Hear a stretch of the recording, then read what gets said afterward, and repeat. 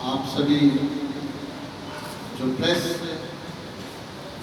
से रिलेटेड, चाहे वो इलेक्ट्रॉनिक मीडिया हो या प्रिंट मीडिया हो, उसके सारे ही अम्बाला शहर के जो मैं कहूँगा हीरे हैं, मेरे पर्सनल टच में हैं सभी आप लोग।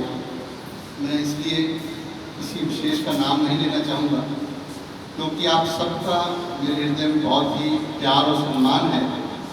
आप व्यक्तिगत रूप से भी मुझे जानते हैं। आप यह भी जानते होंगे कि हम पिछले 20 वर्ष से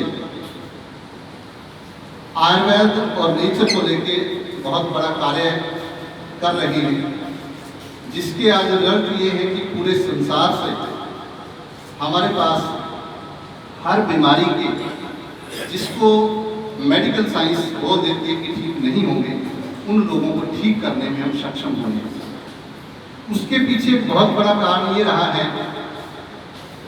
कि हमने हमारे अध्यात्म, प्राकृतिक और गुरु साहिबानों का जो बेस था, जो उन्होंने 2 मार्ग बताए, अंदर से प्रेम से उस नाम से जुड़ने का, शब्द से अनंतनाद से जुड़ने का, और बाहरी तौर पर प्रकृति से जुड़ने का, हमने उन दोनों पे काम किया। और आज मेरा ये मानना है कि विश्व की सबसे बड़ी जो पद्धति है वो ये है कि अगर आप दुखों को दूर करना चाहते हो तो आपको नेचर से जुड़ना होगा। लेकिन हमारे देश का दुर्भाग्य है कि पिछले बहुत सारे वर्षों से जब हम आधुनिक जो मॉडर्न लाइफ है इसकी ओर बढ़ रहे हैं, तो हम अपनी जो बेसिक परंपराएं हैं उनको त्यागते जा रहे हैं, जिसके परिणाम स्वरूप हर वर्ष 15 करोड़ से भी ज्यादा पेड़ कम हो रहे हैं। अगर हम शिक्षाओं की बात करें, हमारे बीच में ऐसा एक भी व्यक्ति नहीं होगा जो किसी न किसी धर्म से न जुड़ा हो, किसी न किसी गुरु साहिबान से, ऋषि मुनि से, या हमारे अवतार गुरु नानक देव जी महाराज, कृष्ण जी महाराज या श्री रामचंद्र जी महाराज की शिक्षाओं को ना मानता हो। अगर आप पूरे ध्यान से उनकी शिक्षाएं पढ़ेंगे तो आपको लगेगा कि पूरा जीवन प्रकृति के अंदर है, हर रोग का निवारण इस प्रकृति के अंदर है। कृष्ण जी ने गीता में उपदेश दिया। कृष्ण जी ने कहा, इदं तूते द्योतमं प्रक्ष्यामि अनसूयवे ज्ञानम विज्ञान सहितम यत् ज्ञात्वा मोक्षसे ऐसुभाग। कि सबसे बड़ा ज्ञान, सबसे गहरा ज्ञान, सबसे गहन ज्ञान, मोस्ट सीक्रेट जो है वो ये है कि हम प्रकृति जाने। किसकी प्रकृति? अपनी और इस नेचर की, पेड़ पौधों की प्रकृति जाने। लेकिन हम सभी, विशेषकर पत्रकार बंधु जो बहुत बड़ा कार्य करते हैं, हर तरह की जो जानकारी है वो आम लोगों तक पहुंचे, समाज तक पहुंचे, इसके लिए जो सबसे बड़ा कार्य है वो पत्रकार बंधु करते हैं। मैं ये अच्छी तरह जानता हूं कि पत्रकार बहुत वेल पेड नहीं है, इनको किसी प्रकार की बाहरी सहायता नहीं मिलती है, या सरकारी सहायता भी कहें वो नहीं मिलती है। उसके बावजूद ये दिन रात समाज के लिए बहुत बड़ा कार्य करते हैं। आपके, मैं पारिवारिक तौर पे भी बहुत सारे पत्रकारों को जानता हूं। आप सभी दिन रात अपना जो समय है सबसे कीमती वो समाज के लिए देते हैं। लेकिन मैं आपसे ये अनुरोध करना चाहूंगा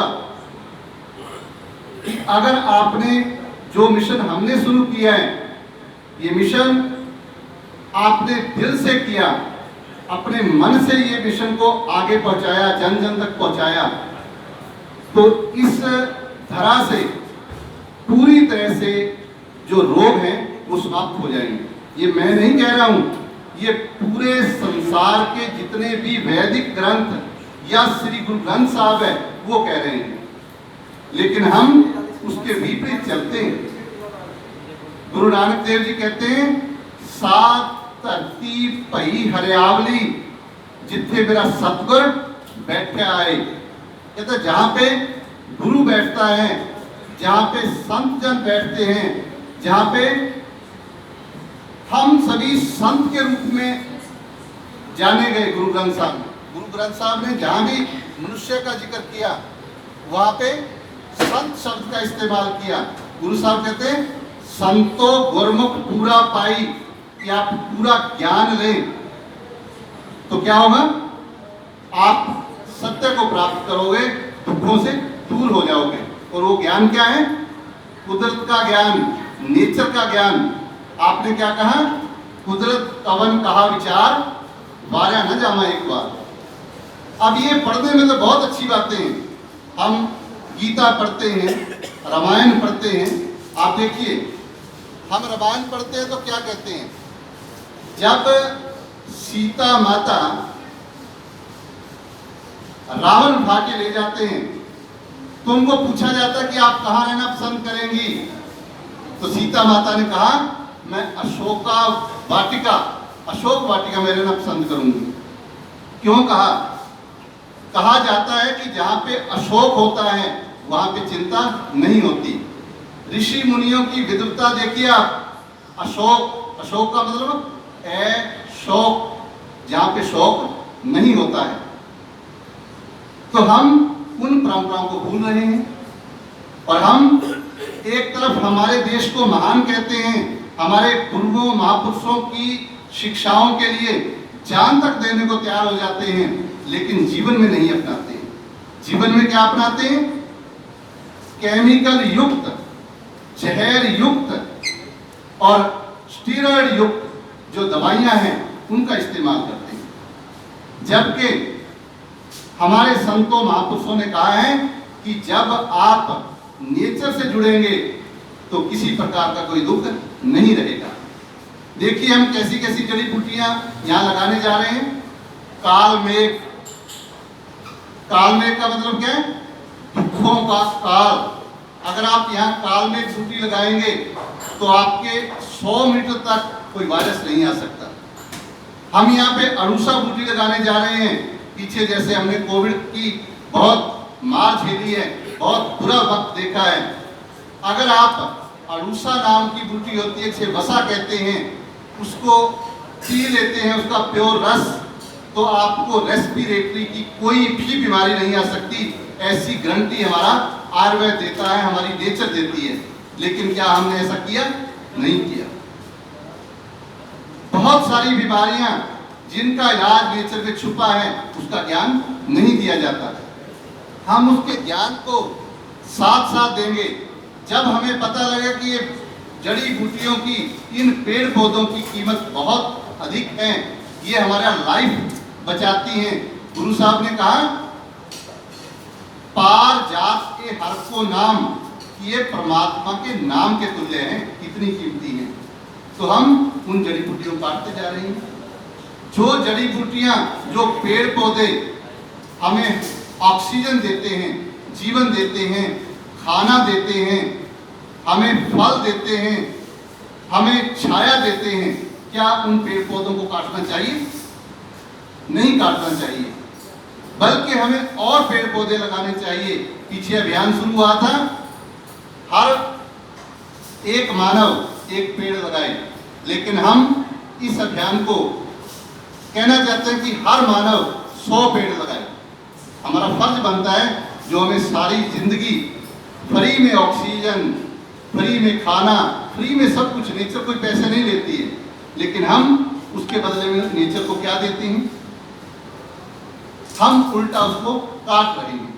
इसलिए हमारा नैतिक फर्ज बनता है। और पत्रकार बंधु, आपसे मैं पुरजोर अपील करता हूं कि आप सभी प्रकार के द्वेष, अगर कोई हो सकता है हमारे से भी कई बार किसी पत्रकार के प्रति कोई गलती हुई हो, उसको छोड़ के अपने परिवारों के लिए, अपने बच्चों के लिए, अपने समाज के लिए, अपने प्रदेश और देश के लिए अगर आप चाहते हो कि ये नानक का देश हो, ये राम और कृष्ण का देश हो और हम सभी भाईचारे से, एकता से मिलकर रहें, तो उसके लिए हमें उनकी बेसिक शिक्षाएं सीखनी होंगी।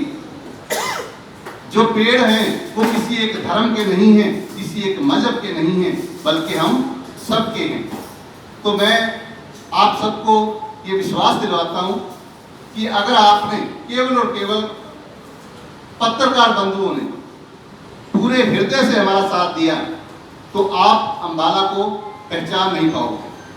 आप एक साल बाद जैसे ये पेड़ पौधे बड़े होंगे तो अंबाला को लोग देखने आएंगे और अंबाला में किसी प्रकार की व्याधि, किसी प्रकार का रोग ना रहे, इसके लिए हम पूरी तरह से एक टीमों का गठन करने जा रहे हैं, जिसका प्रतिनिधित्व आप लोग भी कर सकते हैं।